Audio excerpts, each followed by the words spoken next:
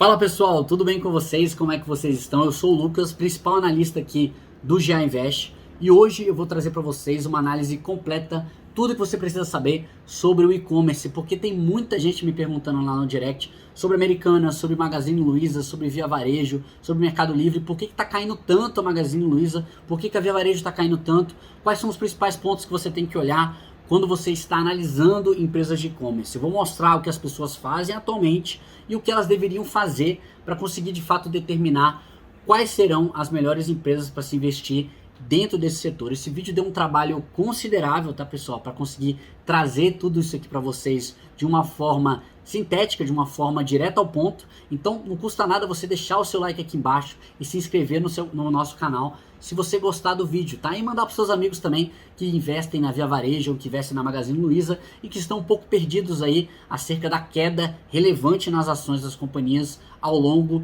de 2021. Então se você gostar do vídeo, por favor, nos ajude a crescer o canal e chegar esse vídeo a mais pessoas. Sem mais delongas, vamos direto à nossa análise completa, onde eu garanto que você vai sair daqui sabendo tudo sobre o e-commerce. Então assista até o final. Até mais.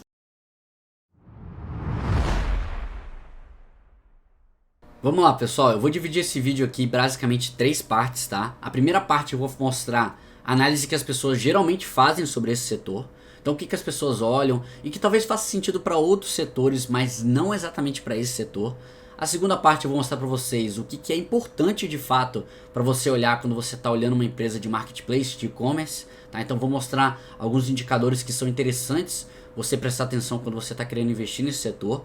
E a terceira parte eu vou falar sobre os principais ativos que a gente tem aqui no Brasil, Americanas, Via Varejo, Magazine Luiza, Mercado Livre, e sobre o setor de e-commerce que a gente está vendo agora dentro do setor, qual que é a dinâmica que a gente está conseguindo enxergar dentro desse setor. O que a pessoa geralmente faz quando ela vai analisar esse setor, né? Pelo menos ela pega aqui a Amazon, Mercado Livre, comparando aqui no nosso comparador de ativos do Gerando Alpha, e ela vai olhando os indicadores, né? Ela pega os principais indicadores aqui de crescimento, preço sobre lucro, ROI, margem líquida, PSR, que é o preço dividido pela receita da companhia, receita líquida total, e o valor de mercado, né? Então ela olha aqui algumas principais métricas para ela ter uma noção de como que é esse negócio. Então ela fala, pô, mas Mercado Livre ele cresce 30% ao ano, bacana, mas e esse PL aqui negativo? É uma empresa que não dá lucro até hoje, né? Tem um ROI negativo, tem a margem líquida negativa, 18 vezes receita é muito grande, muito alto. Eu não vou investir no Mercado Livre, o Mercado Livre está fora. Ela já arrisca o Mercado Livre só nessa análise. Então ela olha 10 segundos para a empresa e ela já desiste de investir na empresa. Amazon, 19% de crescimento, um crescimento bom. Nossa, mas esse PL está esticado, né? Está esticado, 76 vezes o PL. Não sei, nossa, o ROI é interessante, a margem líquida é boa até pro varejo, né? 5,55% pro varejo é muito bom. Mas a empresa já vale mais de 1 trilhão, né, de reais. Não sei se vale a pena investir na Amazon não. PL de 76 vezes valendo 1 trilhão. Acho que não vale a pena não. Vamos olhar um pouco para as empresas aqui do Brasil.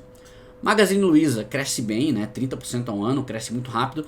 Um PL de 130 vezes, tá muito esticado. Tá muito esticado esse PL, eu acho que não faz sentido, é um risco muito alto comprar essa empresa nesse PL esticado. Já vale 100 bilhões de reais, não sei se vale a pena, comprar essa empresa não. Tem a Via Varejo aqui que tem um crescimento menor. Opa, um PL de 10 vezes, ela vale 0,4 vezes a receita líquida dela.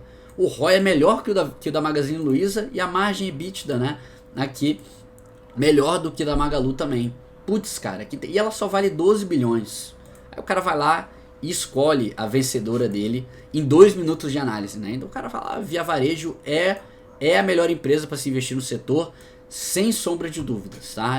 Não tenho dúvida de que a Via Varejo, isso aqui não faz sentido. Se a Via Varejo, ela multiplicasse por ela negociasse a SPL aqui, ela deveria valer mais de 120 bilhões de reais. Então ela começa as loucuras dela lá, e ela fala que a Via Varejo é 30 e não sei o que, e aí vai, né? E aí esquece a análise e começa a torcer para a empresa convergir para esse múltiplo aqui da Magazine Luiza, tá? Por que eu acho que essa análise é muito simplista, ela acaba perdendo os principais pontos? Eu vou mostrar para vocês agora na segunda parte do nosso vídeo. Então a segunda parte do nosso vídeo eu vou mostrar para vocês por que eu acho que muitas pessoas, ao olhar esses indicadores, estão cometendo erros graves em relação ao investimento dentro do e-commerce e dentro do marketplace, que é um bicho completamente à parte de outros setores que a gente vê tradicionais aí, como o setor de saneamento, o setor de energia elétrica, o setor de bancos, né? Setores mais consolidados, que talvez aquele tipo de análise ali que eu fiz através de indicadores possa fazer mais sentido, apesar de ainda assim, né, ser uma análise bem rasa e talvez perder alguns principais pontos, tá? Quando a gente está falando de marketplace, aquele tipo de análise você pode esquecer, tá? Joga no lixo, não faz sentido nenhum.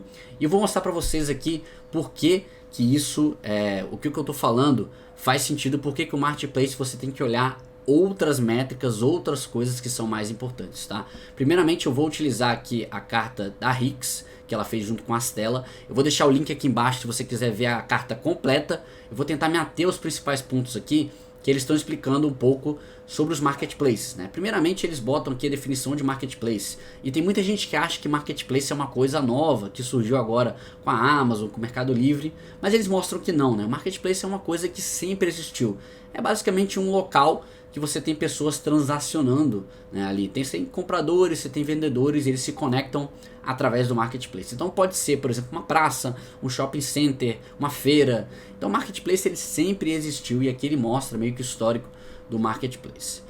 Inicialmente, né, o que eu quero mostrar para vocês? Como é que o marketplace ele ganha dinheiro? Tem muita gente que não sabe como o marketplace ele ganha dinheiro, né? Ele só olha lá a tela e fala, beleza, esse local aqui é muito bonito, a experiência é muito boa, mas como é que de fato o marketplace ele consegue ganhar dinheiro em cima das transações, em cima dos seus usuários? É o chamado take rate, né? Que é uma fee, como se fosse uma cobrança percentual sobre o valor do GMV, que é o valor bruto das mercadorias, tá? Então, o quanto que é transacionado dentro daquele marketplace é o quanto que ele consegue tirar de receita, tá? Então, quanto mais transações, mais ele consegue tirar de receita, e geralmente quanto maior engajamento que você tem naquele marketplace, mais ele consegue cobrar de porcentagem, né, de fee, de take rate. Então, por isso que é interessante que esses marketplaces eles sejam bem engajados, tá? Então isso aqui é como o marketplace ele ganha dinheiro, como ele lucra, e é importante porque é o cerne da nossa análise. A gente tem que olhar tanto o que o marketplace tem feito nos últimos anos, como o que ele está planejando fazer no futuro, para aumentar exatamente isso aqui, tá? Para aumentar o take rate dele, para aumentar o quanto que ele está conseguindo transacionar dentro da plataforma, para que ele consiga transformar isso em receita, tá? Quais são os tipos de marketplace que a gente tem? Basicamente são 3 tipos de marketplace quando a gente vê o tipo de encontro entre o comprador e o vendedor. A gente tem o P2P, o maior exemplo que a gente tem no Brasil é o LX. Então, por exemplo, você tem um carro que você quer vender, um carro usado. Você vai lá, tira fotos do carro, coloca a descrição direitinho, coloca o preço, você vai anunciar no LX e um outro comprador ele vai comprar de você. Então é um P2P, né, que chama, porque você não tem uma loja que está vendendo aquele ativo. O outro tipo de transação que você tem é o B2C, que é o Business to Consumer. Geralmente a Magazine Luiza ela tem uma predominância muito grande nessa característica dentro da sua plataforma. Então você tem, por exemplo, uma geladeira que é vendida por uma loja que vende através do marketplace da Magazine Luiza para você. Então você tem uma loja vendendo para o consumidor. Esse é o B2C. Por último a gente tem o B2B, que é uma transação geralmente feita aí, pelos grandes players globais. No caso a gente tem o Alibaba.com como sendo o principal vendedor desse tipo de solução dentro do Brasil, através do AliExpress. Então tem muita empresa que compra no AliExpress e revende, né? Tanto no varejo físico como também no e-commerce, no marketplace, beleza? Outra coisa que é importante vocês entenderem entre os marketplaces, tá? Você tem players horizontais, que são players que vendem diversos produtos. E qual que é a grande vantagem do player horizontal? Exatamente dos players que a gente vai falar hoje, tá? Americanas, Magazine Luiza, Via Varejo e Mercado Livre. Eles precisam se tornar o famoso one-stop shop. One-stop shop é o quê? É uma coisa que a Amazon e Mercado Livre eles fazem muito bem. Então, por exemplo, quando você compra uma escrivaninha, vamos dizer que você quer comprar uma escrivaninha lá no Mercado Livre, você pesquisa escrivaninha. Quando você coloca essa escrivaninha no seu carrinho, ele já oferece, por exemplo, o abajur que você tem que ter na sua mesa. Ele oferece a lâmpada da sua escrivaninha. Ele oferece outras coisas, por exemplo, um computador, uma tela, né, para você ter um monitor. O monitor ele já oferece a webcam, então ele vai conseguindo capturar mais um valor bruto de transação acima de uma compra só. E acaba que às vezes eu quero montar um setup inteiro aqui dentro do meu escritório, uma coisa que eu fiz agora, e você vai comprando diversos produtos dentro da mesma plataforma. Porque às vezes não compensa você sair da plataforma, daquela experiência, e procurar em outras plataformas. Você pode ter mais trabalho, você vai ter que passar o seu cartão 2 vezes. Então você tem uma vantagem ali de conseguir converter aquele consumidor quando ele está na sua plataforma. Então isso é uma coisa que o Mercado Livre e a Amazon eles fazem muito bem. Muito melhor do que outros tipos de marketplaces como a Magazine Luiza e a Via Varejo e a Americanas, tá? Então é uma coisa que os players horizontais eles têm que fazer muito bem, porque eles conseguem numa experiência só capturar um valor de mercado ali, de transação muito maior, beleza? E o player vertical é aquele player que é focado somente num nicho, como por exemplo a gente tem a Netshoes aí, ou então a Daft, que são players que são focados, por exemplo, na parte de vestuário. Geralmente você tem que ter alguma diferenciação para você ter esse tipo de venda. Então o Mercado Livre, por exemplo, ele não vende vestuário, ele evita esse tipo de setor, porque é um setor que faz mais sentido você ter um player ali focado naquele setor para conseguir vender. Outra coisa que é importante prestar atenção é se o negócio ele tem 2 lados ou se ele tem vários lados. Quanto mais lados você adicionar, teoricamente fica mais complexo essa experiência, tá? Você pode ter algum lado falhando e acabando tendo uma experiência muito ruim para o consumidor que está comprando. Eu vou dar um exemplo, tá? Quando você tem o Mercado Livre, você tem só 2 lados, você tem o comprador e o vendedor. Quando você está no Rappi ou no iFood, você tem 3 lados já. Você tem o vendedor, você tem a pessoa que está fazendo delivery, o motoboy, e você tem o comprador. Então você tem o risco do vendedor falhar, do entregador falhar e acabar gerando uma experiência ruim para o comprador. Então esse é um risco maior, isso é uma complexidade maior, isso dá mais trabalho e geralmente você vai ter uma experiência pior por conta desses vários lados que você tem dentro da sua plataforma. Então é interessante entender que o Mercado Livre e o Magalu, eles são 2 lados. Então é um pouco mais simples, né, esse tipo de conexão. Eles são players horizontais, eles não são managed, né? Managed é basicamente quando você tem alguém de dentro da plataforma olhando e fiscalizando aquele produto que está sendo vendido. Então eles não olham qual tipo de produto está sendo vendido. O risco é você vender um produto falsificado, né? Que você tem, acaba que você tem algumas plataformas que acabam vendendo bastante desses produtos. Por outro lado, né, você tem menos custo em ficar olhando aquilo ali, você tem mais rapidez na entrega. Então, ônus e bônus, né, nesse caso. Mas pro tipo de mercado que eles têm, você ser managed não tem como, tá? Você teria um managed aqui, talvez, no mercado vertical, por exemplo, na Repassa, que todas as mercadorias que eles vendem, né, você tem alguém olhando ali para ver se aquela mercadoria é de fato original, se ela não é falsificada, se ela está em bom uso, etc e tal. Repassa recentemente, inclusive, foi comprada pela Lojas Renner, tá? Quais são as principais fases de desenvolvimento de um marketplace? E aqui eu vou passar rapidamente por essas fases iniciais, porque grande parte dos marketplaces atualmente que a gente tem no Brasil já passaram por essa fase, tá? No desafio de encontrar demanda, oferta, de equalizar essa demanda e essa oferta, equilibrar isso aí dentro do marketplace, a maioria dos mercados que a gente tem já passou por essa fase. E atualmente, né, a gente tem um ponto muito importante do e-commerce brasileiro, que exatamente a gente está vendo o flywheel, que a gente chama como se fosse uma roda gigante ali, uma roda que tende a girar e tende a gerar cada vez mais resultado. Então a gente está vendo as empresas do Brasil nessa fase 3, que é atingir a massa crítica e se beneficiar desses efeitos de rede, tá? É uma coisa que a Amazon fez muito bem nos Estados Unidos, é uma coisa que o Alibaba fez muito bem na China e por isso eles tiveram um extremo sucesso, tá? Então qual que é a lógica do flywheel, né? Exatamente aqui mostrado através dessa figura. Você tem, quanto mais variedade você tem, melhor a experiência do consumidor, melhor o tráfego que você tem, dentro da sua marketplace, maior a quantidade de vendedores que geram mais variedade, que geram maior experiência do consumidor, que aumentam o tráfego. Então é um ciclo que você tem, um ciclo virtuoso aí dentro da sua plataforma, que acaba gerando menores custos, menores preços, tá?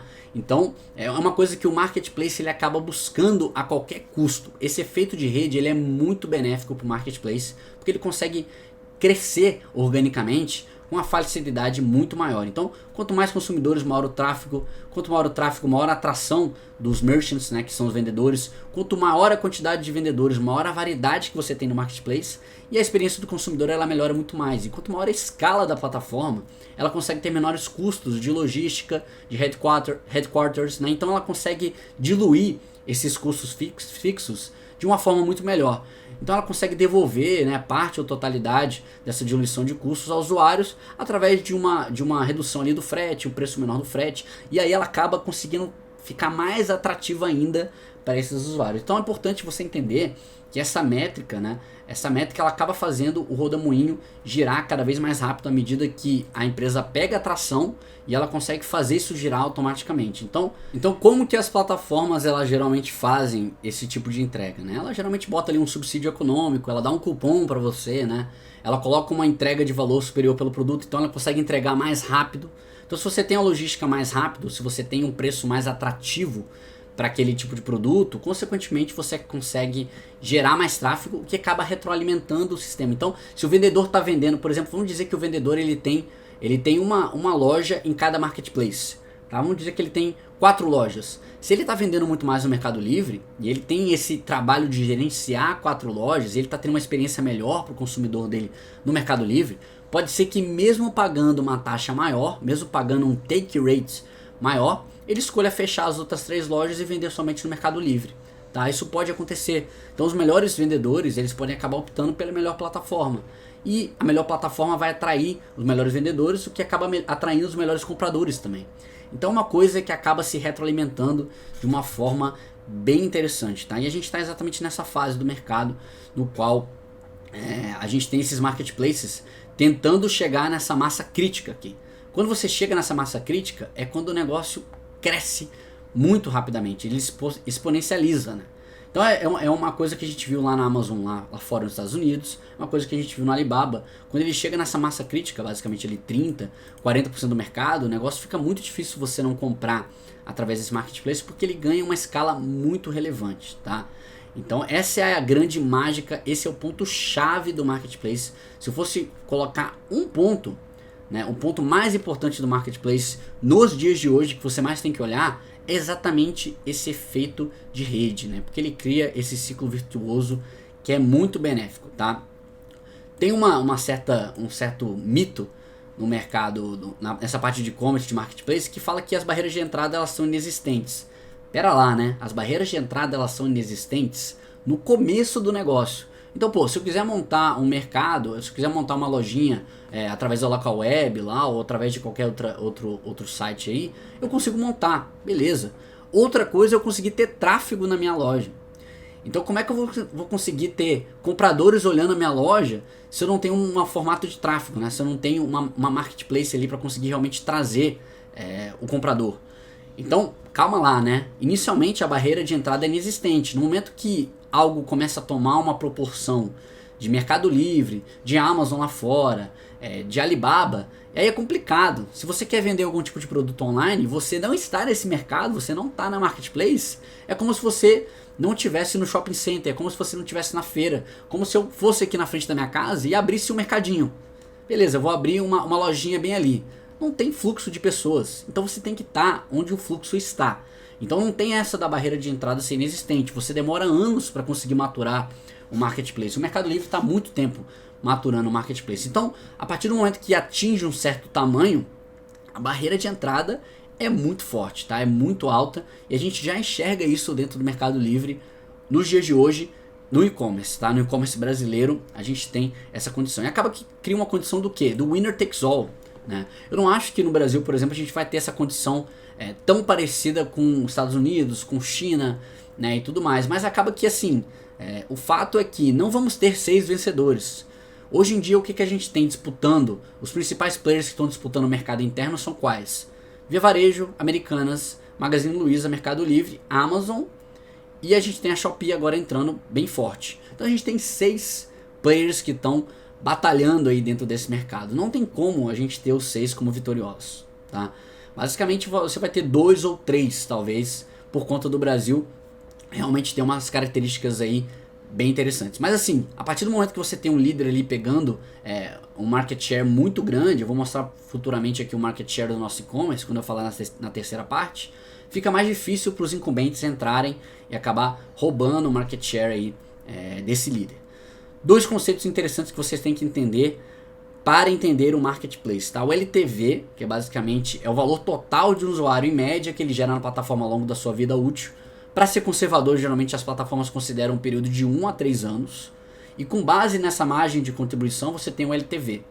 Tá? Então, ele tem um impacto relevante sobre o aumento de take rate, né? O ticket médio que você consegue tirar desse comprador dentro da sua plataforma. E o CAC, né? Que é quanto que você gastou para conseguir trazer esse cara para a plataforma. Então, se deu um cupom para o cara de R$100, o seu CAC, se o cara se inscrever na sua plataforma e comprar, o seu CAC vai ser de R$100, entendeu?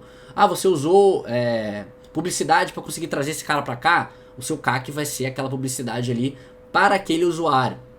Então, é uma das métricas mais críticas para o marketplace, porque você consegue atrair fluxo dessa forma.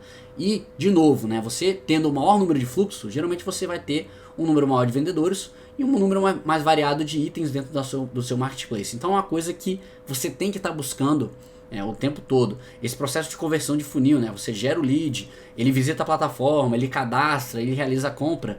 Esse é todo esse processo de funil que tem que ser muito bem trabalhado dentro do marketplace.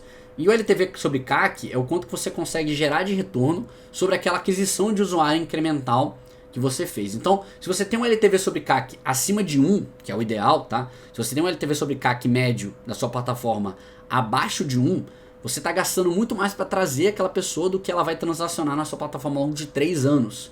Então isso é muito, já é bem negativo, tá? O ideal é você ter cerca de 1,5 vezes ali o LTV sobre CAC para você considerar como um bom negócio. Então é uma coisa que você tem que olhar muito as métricas dos marketplaces, porque a tendência é o seguinte: quanto mais efeito de rede você tem, menor é o seu CAC, menor é o seu custo de aquisição do cliente. Então, por exemplo, eu entro no Mercado Livre, eu tenho uma experiência boa, né, eu consigo comprar vários produtos lá dentro, eu tenho uma entrega muito rápida, eu vou falar isso para uma pessoa.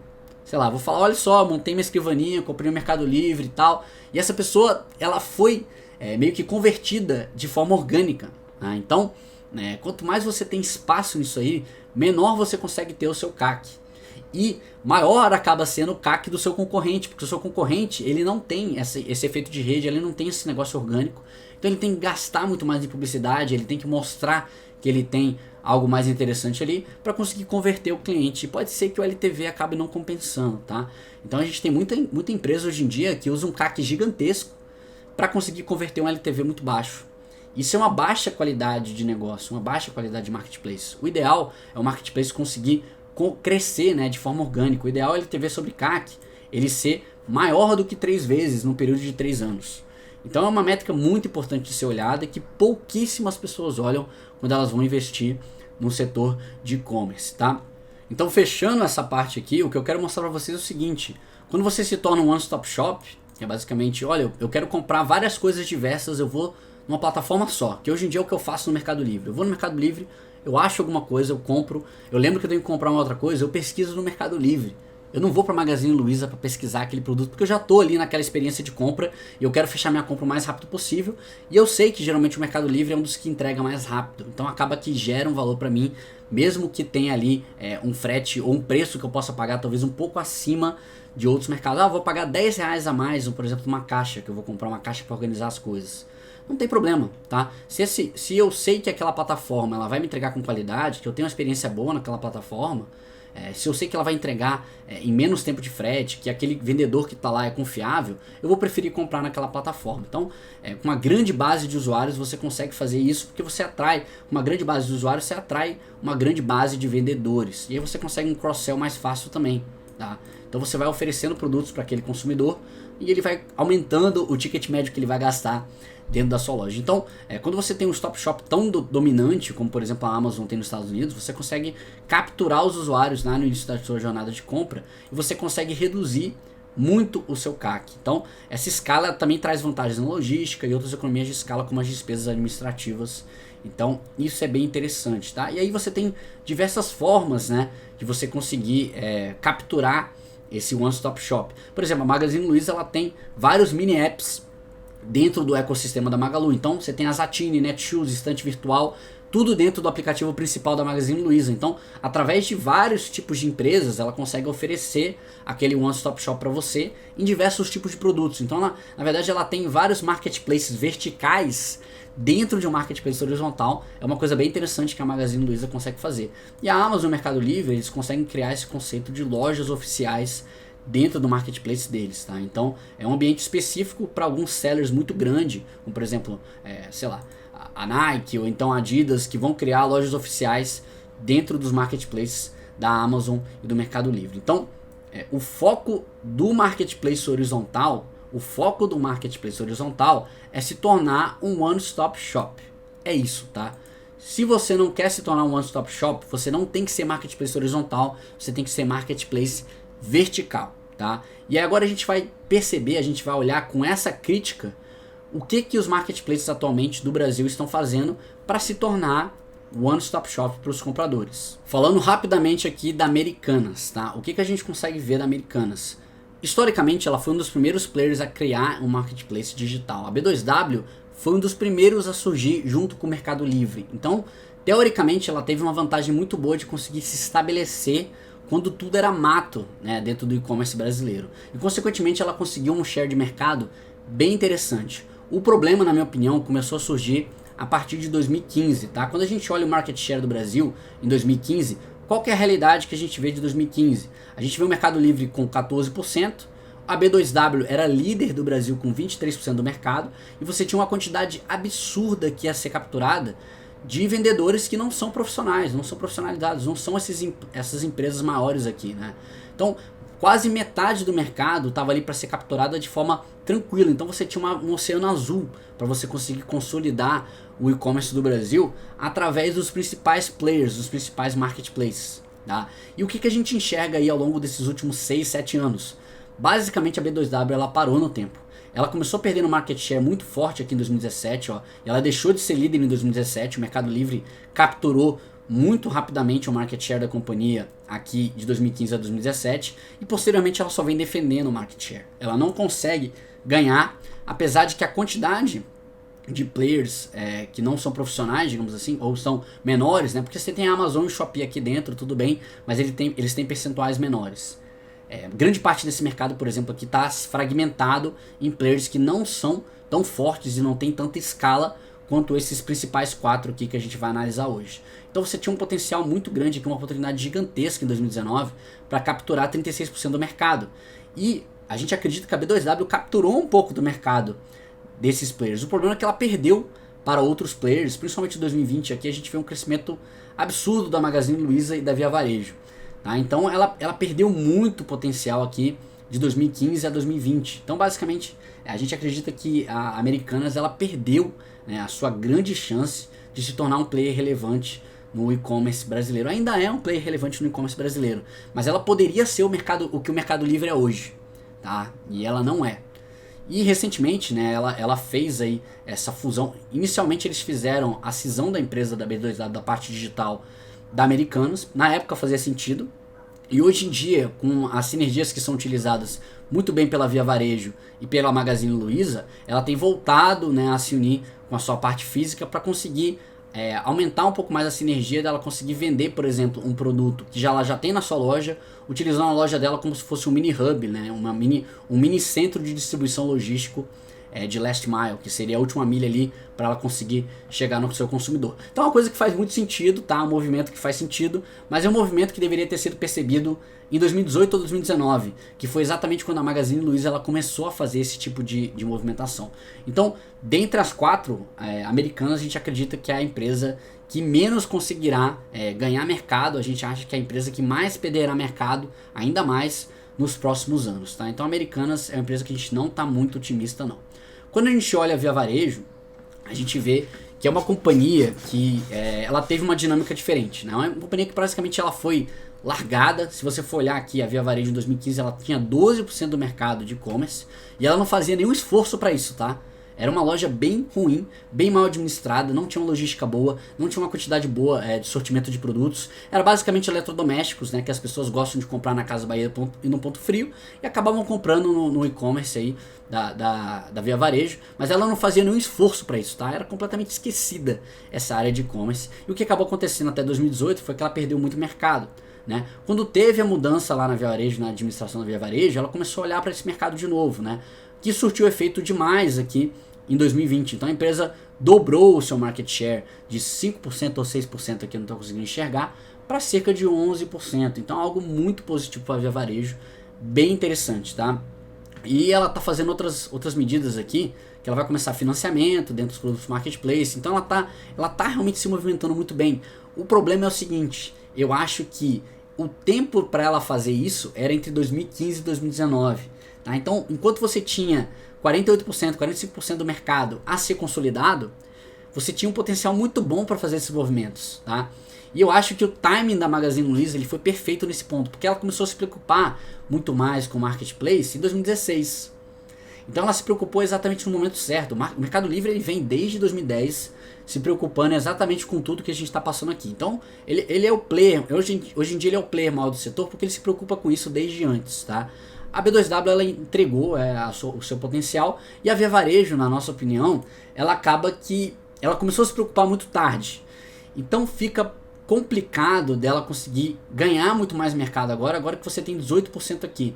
Consequentemente, né, em 2020 ela vai ter que oferecer muito mais, provavelmente ela vai ter que aumentar o CAC dela, o custo de aquisição do cliente, muito mais do que essas outras empresas aqui, que hoje em dia tem mais escala, né? O Mercado Livre, Magalu e a B2W, que ainda tem escala relevante dentro do e-commerce brasileiro. Então é um cenário mais complicado para a Via Varejo, que provavelmente ela vai ter que queimar muito mais caixa para conseguir competir com essas companhias e conseguir ganhar mercado continuamente ao longo dos próximos anos. Então, apesar da Via ser a empresa mais barata do setor, a gente entende essa questão, olhando o marketplace, a gente não acredita também que a Via Varejo será um dos vencedores do marketplace. Quando a gente olha a Magazine Luiza, aí já é uma coisa completamente diferente, a gente acha muito interessante o negócio pelo seguinte, né? A preocupação que eles tiveram com a parte digital a partir de 2015 e 2016. Então a empresa cresceu muito e tudo que eles plantaram aqui nos últimos 5, 4 anos, eles conseguiram ganhar 8% de market share agora em 2020. Então, realmente a empresa conseguiu consolidar muito rápido, roubando, né, da B2W e roubando de players menores. A Amazon aqui hoje em dia tem 2% do mercado e a Magazine Luiza conseguiu ganhar 8%. Então foi muito forte esse crescimento aqui da Magazine Luiza. E uma outra coisa que a gente acha interessante da Magazine Luiza é que ela vem tentando se especializar em certos nichos, tá? Ela é um player horizontal que vende diversos tipos de produto, mas ela vem tentando se especializar no nicho, por exemplo, de eletrônicos, né, com a compra do Kabum, que é um marketplace fantástico, né? Na minha opinião, foi uma das melhores compras da Magazine Luiza em muito tempo, tá? Essa aquisição do Kabum foi sensacional. Se eu não me engano, eles pagaram uma vez receita pela plataforma, então foi extremamente barato, na minha opinião. E o Kabum ele tem uma experiência muito interessante. E acaba que é uma fraqueza do Mercado Livre. O Mercado Livre ele não é forte na parte de eletrônicos ou eletrodomésticos. Uma coisa que a Magazine Luiza ela pode explorar muito bem, já que ela está indo para esse mercado. Também fez a aquisição do Jovem Nerd, né, que é uma coisa interessante porque você consegue fazer vendas através de um streaming, através de um vídeo. Então a Magazine Luiza percebeu que a criação de conteúdo ela é um excelente CAC, né, um excelente custo de aquisição do cliente para você trazer para o início do funil.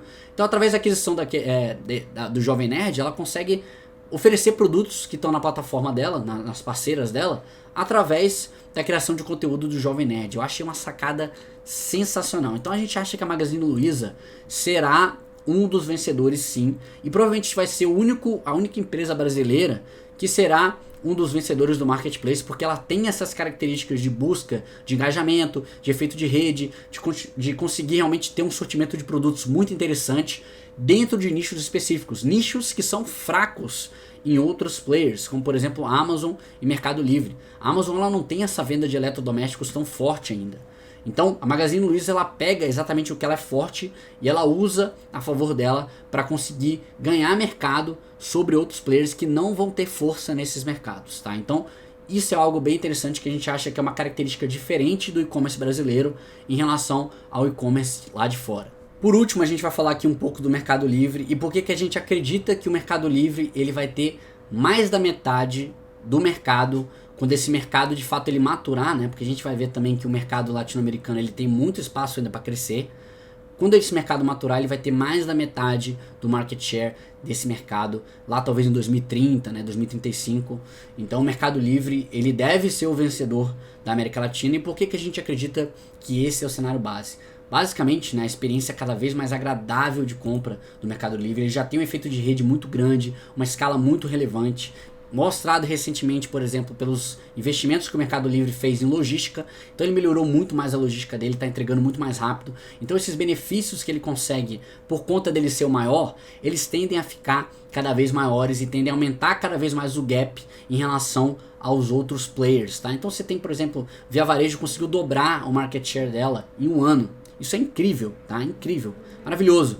Mas ela chegou em 11% do market share quando você tem um player que é 3 vezes maior do que você. E esse é o problema principal, né? Quando você começa a chegar em menos mercado para você capturar de outros players, a competição ela começa a ficar muito mais acirrada, e aí que a escala ela começa a ter uma relevância muito maior, porque você consegue entregar mais rápido a um custo menor. Então esses players eles têm que queimar muito mais caixa para conseguir utilizar, para conseguir chegar no percentual que você tem. Uma coisa muito interessante no Mercado Livre que a gente tem observado nos últimos 10 anos, ele cresceu o GMV dele em 20%, ou seja, o tanto que é transacionado de mercadorias do Mercado Livre cresceu 20%, mas a receita líquida da empresa cresceu 34% ao ano analisado. Por quê? Por que isso aconteceu? À medida que ele vai ganhando market share, ele foi aumentando o take rate. Então, o quanto que ele consegue cobrar dos seus vendedores, ele vai aumentando.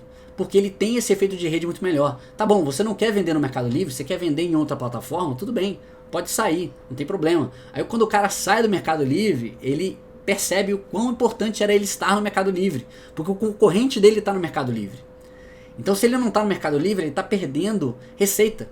Então consequentemente, né, acaba que gera um ciclo aí positivo para o Mercado Livre e positivo para o vendedor também. Porque à medida que a base de usuários aumenta, ele começa a conseguir vender cada vez mais dentro daquela plataforma e o Mercado Livre consegue cobrar cada vez melhor. Então, isso é uma tendência aí que tende a continuar para os próximos anos à medida que o Mercado Livre ele vai ganhando mercado e ele vai aumentando, né? Aumentando a sua participação. Então, vamos falar aqui um pouco então do Mercado Livre e por que a gente acredita, né, que o Mercado Livre ele será o líder do e-commerce na América Latina, né? É uma plataforma que atualmente ela já está presente em 18 países. Brasil, México e Argentina são os mais relevantes. É o maior ecossistema de e-commerce da América Latina, tanto em termos de usuários ativos. Isso é uma métrica muito importante, tá, pessoal, para marketplace. Por exemplo, você tem o Dots, por exemplo, que tem muitos usuários, mas vai ter poucos usuários ativos. Por exemplo, eu tenho a conta no Dots, mas eu não uso há anos, tá? Então você tem que ver engajamento, usuários ativos, quantas vezes esses usuários eles entram na plataforma para fazer uma compra. Essas são métricas muito importantes dentro de um marketplace. Então você tem mais de 25 bilhões de dólares de GMV transacionados nos últimos 12 meses e mais de 76 milhões de usuários ativos. Ele foi um first mover, né, dentro do Brasil junto com Americanas, e hoje em dia ela tem cerca de 30% de market share no Brasil, 10% no México e cerca de 70% na Argentina. Então ela já é consolidada na Argentina como o maior player. Além dela ser líder de mercado no Brasil e na Argentina, hoje em dia o Brasil ele é o mercado a ser capturado, tá? Não é à toa que a Amazon e a Shopee elas estão investindo tanto no Brasil, elas veem muito potencial no Brasil. Porque que acontece? A América Latina ela é o mercado de e-commerce que mais cresce no mundo, tá? 36,8% aqui de crescimento em 2020 e ainda continua muito subpenetrado. Você tem apenas 6% das vendas totais do varejo vindo através do marketplace, contra uma média global de 18%. Então você tem um potencial aí muito grande de você aumentar, não apenas o bolo ele já está feito, o bolo vai ficando cada vez maior. Então você tem esses players podendo capturar esse GMV de uma forma muito tranquila ainda, né? Apesar da gente ter um acirramento concorrencial por conta exatamente do market share, né, que tem reduzido muito. Você vê que o market share na pandemia ele dividiu por 2, né, aqui a quantidade de players menores em questão de market share. Então daqui a pouco vai ficar muito mais acirrado, as companhias elas vão ter que começar a competir entre si. E nesse momento geralmente você tem um momento que pode gerar uma guerra de preços ali, ou então ganha que tiver a logística melhor e consegue entregar o produto mais rápido para o comprador, tá? Então a gente tem um aumento concorrencial atualmente do e-commerce brasileiro, mas ele está muito longe ainda de ser algo como a gente vê aí em outros países, tá? Como Estados Unidos e China, que a concorrência ela apesar de não existir mais concorrência, né? Porque você tem 70% da Amazon, a Amazon tem 70% dos Estados Unidos, mas a gente tem uma possibilidade aí de crescimento muito grande ainda das vendas totais do varejo no Brasil pela parte do e-commerce, tá? Esse 18% inclusive ele deve continuar aumentando, tá, pessoal? A tendência é que isso aumente cada vez mais, tá? Além da base de usuários muito ativa, além do engajamento que tem dentro da sua plataforma, como que o Mercado Livre ele consegue cobrar um percentual maior do vendedor através da sua plataforma? Ele tem a parte do Mercado Pago também, que hoje em dia grande parte, né,